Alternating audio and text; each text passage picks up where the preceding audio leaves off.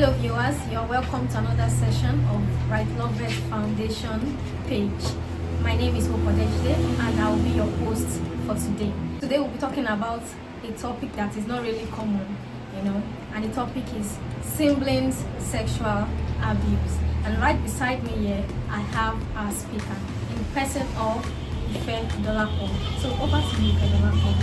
Hi everyone, I'm Ife Dolapo, as she has rightly said, and I'll be your speaker for today. Today we'll be talking about sibling sexual abuse, a topic that is not well discussed in the society, and it has gone deep in the family sector, and we notice that people don't really talk about this. So today we want to enlighten ourselves on what sibling sexual abuse is.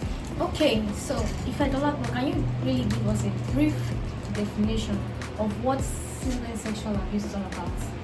Okay, according to the research I made, I found out that people don't really have a definite meaning of what sibling sexual abuse is. Each writer, speakers have defined it in their own way. So I'm just going to give it a simple definition. We all know what sibling is. Siblings are children that grew up together in the same home. There could be foster children, adopted children, maybe step brothers, step sisters, children from the same father and mother, their siblings. So what is sibling sexual abuse? Sibling sexual abuse is a situation whereby a stronger or an older sibling forcefully engage another sibling in sexual acts. Now we need to differentiate between sibling sexual abuse and exploration. What do I mean when I say exploration? Some of us remember growing up, maybe you have a younger brother or younger sister, and you notice that what is under the younger brother or younger sister is different from your own. You can have a girl of 4 trying to touch the penis of a baby. So that is exploration. Maybe your older sibling is bathing in the bedroom and you just want to see what is there. You just want to peep. That is exploration. That is not sibling sexual abuse. But if exploration is not called, if exploration is not addressed while it is still very fresh, it can graduate to sibling sexual abuse. That's a very good one. So we've kind of differentiated between sibling sexual abuse and exploration. So exploration is totally different from sibling sexual abuse. So the next point of question is, how do we identify a child that is abused by his or her siblings? How do we know? Okay, before I talk about how to identify, I just want to emphasize that parents need to do better when it comes to checking up on their children. You found out that a boy and a girl that used to be very close, all of a sudden the girl is drifting apart. All of a sudden maybe the boy is being disrespectful, is acting in an abnormal way towards the sister or the brother, towards the sibling, and parents just feel, the child is growing.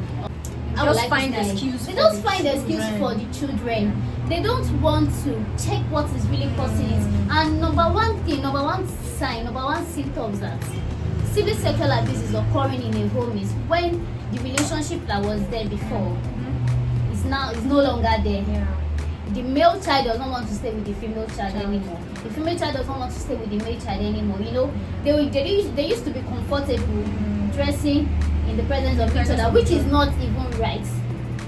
Like, a male child should not be allowed to dress in the presence of a female child, and vice versa. They want to explore, and if this exploration is not called, it can graduate to sibling sexual abuse. So exploration can graduate to abuse. Yes, if care is not taken, they start enjoying it.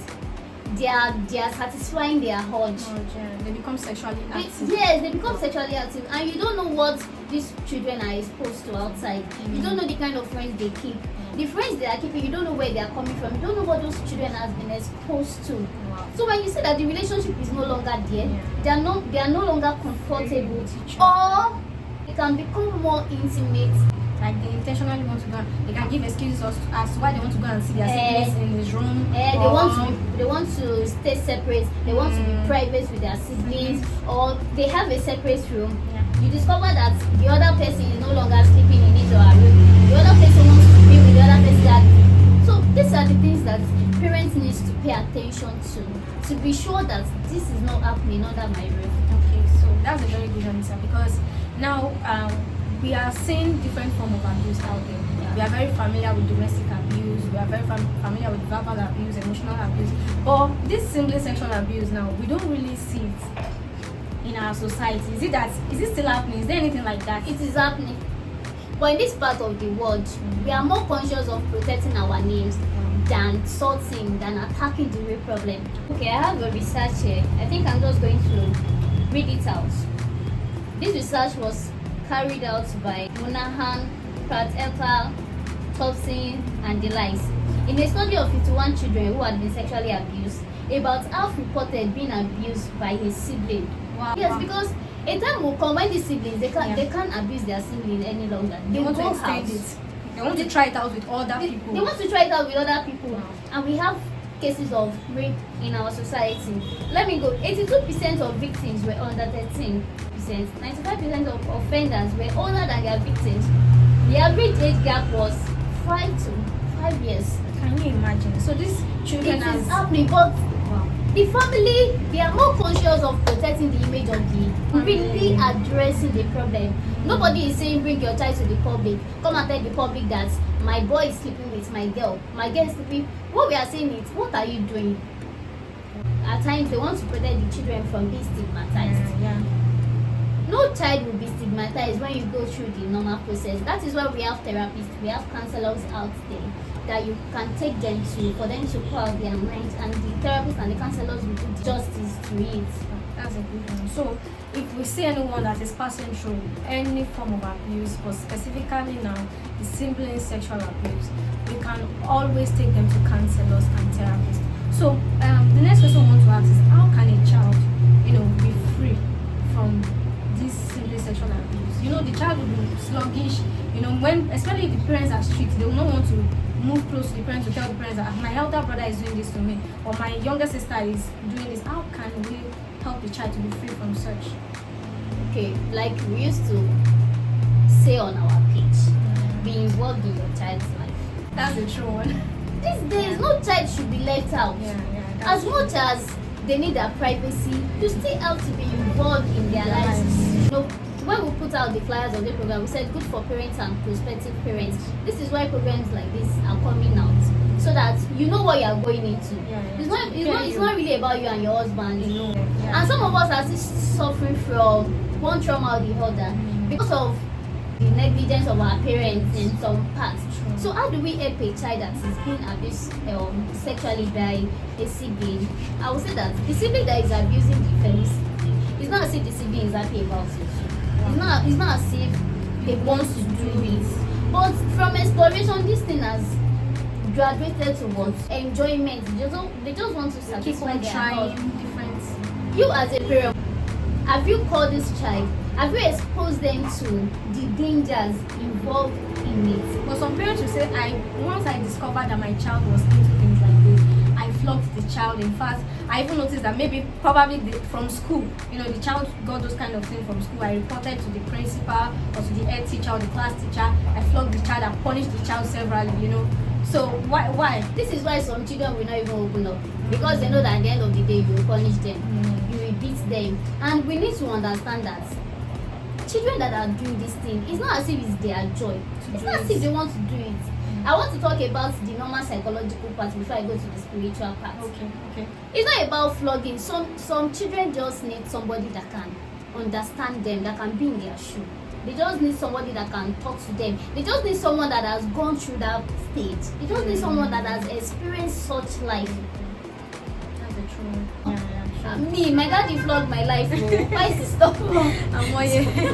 So some of these children just need empathy. True. They just need someone that can understand, that can feel what they are feeling. True. Somebody said something. She's a minister. She said, the fact that I have this child does not mean that I'm the one that will nurture the child to God's taste. No, there are other people God has put in place. there are some people that God has help out. put in place to help your parenting, to make it easier for you. Just like when you have relationship goals, there are people that can help you. People that can help out to get to that place you want. Yes, this is what some of these children need. If we not talk about the spiritual aspect, because it's not normal. happen. For It's a not. sibling to It's develop not normal. interest in another sibling, normal. it is abnormal, and the devil is wise in his Very own wise, ways. yeah. The devil is out there. The devil wants to destroy these children. That's So the it thing. is you, the parents, that will not open your eyes and allow the devil to take over your child. So apart from the place of seeing a counselor, apart from the place of taking them to therapists, apart from showing them that you understand what them. they are going through, you still have to be prayerful. That's a true one. So you said they should be prayerful, you know, apart from seeing counselors, apart from going to see therapists, they should be prayerful. But you know, there are some parents that will be like, "Oh, see anybody need delay me. Like there's nobody in my family that has ever done this. So where did this child come from? Where did this child come from?" You know, African parents especially, no shades, but African parents, we are very religious with all these things. So, you know, you gave examples of people abroad, you gave percentage of people that are passing through things like this. You know, I feel that African parents should come from a place of love and not a place. I know you are responsible for these children. Yeah. Sometimes we are carried away by our responsibility so much that we feel that are failed, you know, in this aspect, and they would want to just whatever it is, you know. But from a place of love and making the child understand, I love you. That's why I'm helping you out with this. How can they play it out in such a way that the child is even willing to talk about it?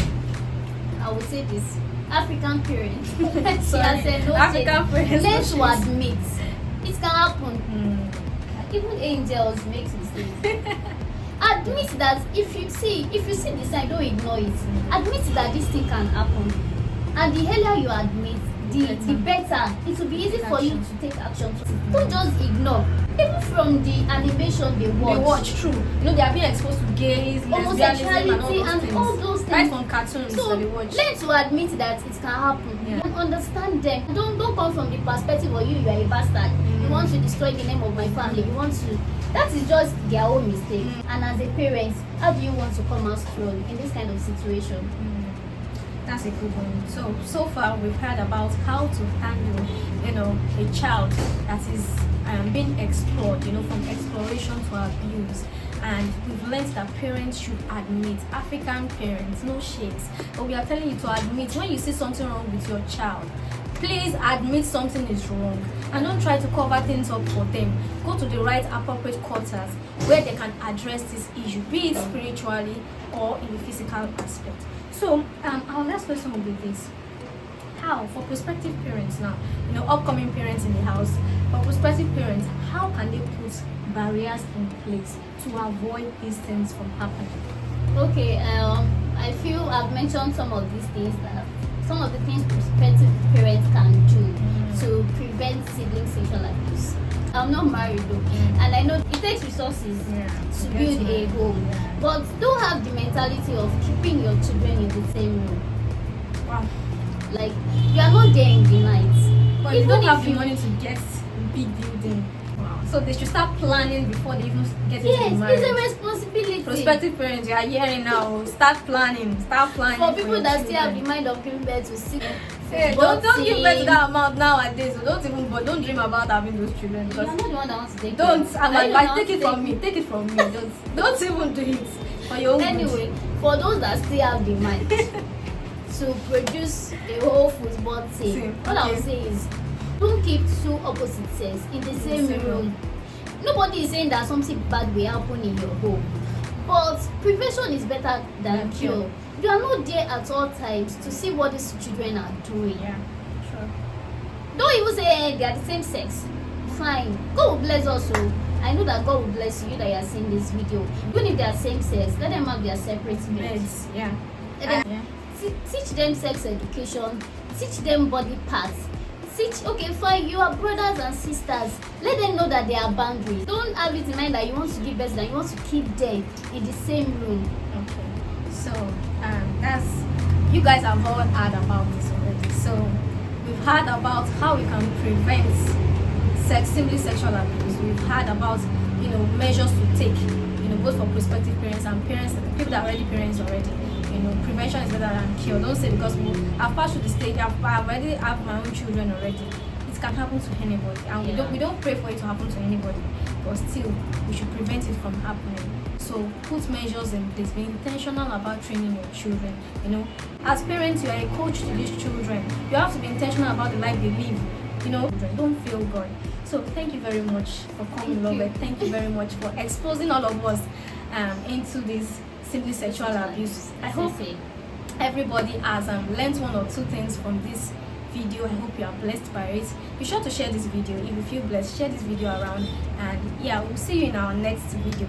Or she can come. She may be the only one you will see. No, in our you next see other video. faces too. You can see other faces too. So yeah, thank you very much for Thank viewing. you God guys. bless you. Thank you viewers. Bye bye. Bye.